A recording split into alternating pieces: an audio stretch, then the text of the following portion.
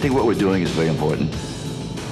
That September the 11th has changed the lives of everyone, particularly us in law enforcement.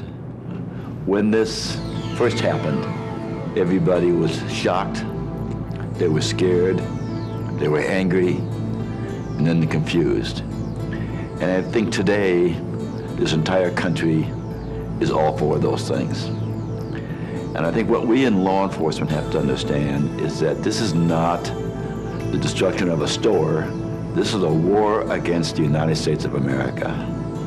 And we in law enforcement are going to be the first responders. We have to realize that terrorism works, and terrorism is easy. It's inexpensive. It's cheap. It has huge lasting effects on society. I think in law enforcement until 9/11, we were fairly naive about terrorism. It was radical groups within it was internal terrorism, and it was always something that happened overseas. It was something that happened in Middle Asia or in the Middle East. It was things that we looked at and always said may come here, but we never looked at it at a local level. I think 9/11's brought home the fact that it will happen and it can happen at a local level. These cells are living within our community, they live within our community at large, and they can be anywhere in the state of California. So law enforcement officers have to realize that these people are amongst us now. In past incidents, there have been many patterns and indicators prior to the incident actually occurring. Officers nowadays have to be able to better respond to and recognize those indicators and those actions prior to the incident, so hopefully we can interdict that incident before it actually occurs. You might have 10,000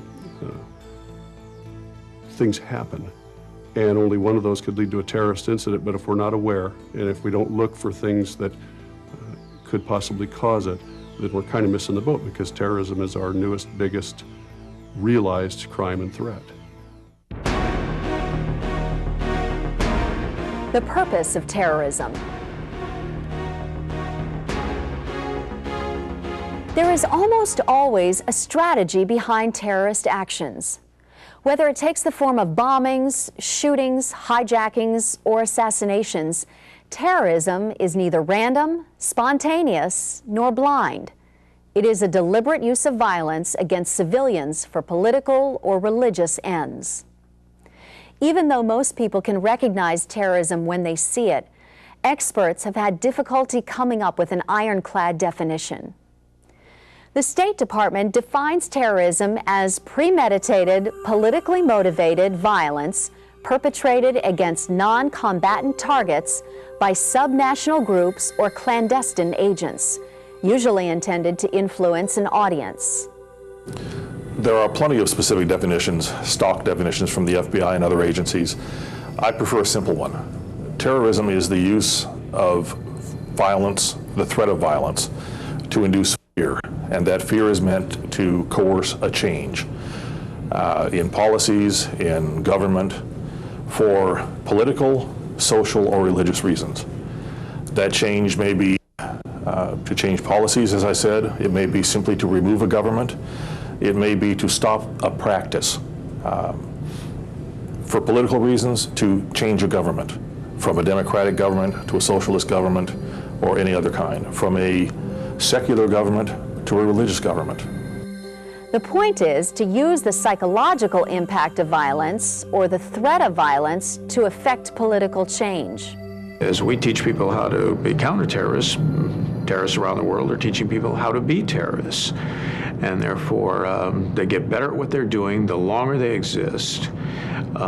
They not only get better, but they get more lethal, because the frustration to achieve the goals in early terrorist acts leads them to become more desperate and do larger scale terrorist activities. Unable to achieve their unrealistic goals by conventional means, terrorists attempt to send an ideological or religious message by terrorizing the general public. Through the choice of their targets, which are often symbolic or representative of the targeted nation, terrorists attempt to create a high-profile impact on the public of their targeted enemy or enemies with their act of violence. In doing so, they hope to demonstrate various points, such as that the targeted government cannot protect its own citizens, or that by assassinating a specific victim, they can teach the general public a lesson about espousing viewpoints or policies other than their own. Terrorism exists and has existed through the ages as a tool for people who have no other way to make themselves heard. They perhaps don't believe in the government, or they have no other voice. A ballot box doesn't work for them. They don't have the strength to fight through force of arms against a larger dominant government, or a dominant race perhaps, if it's an ethnic conflict. So they choose terrorism as a way to make themselves heard, to make their cause heard.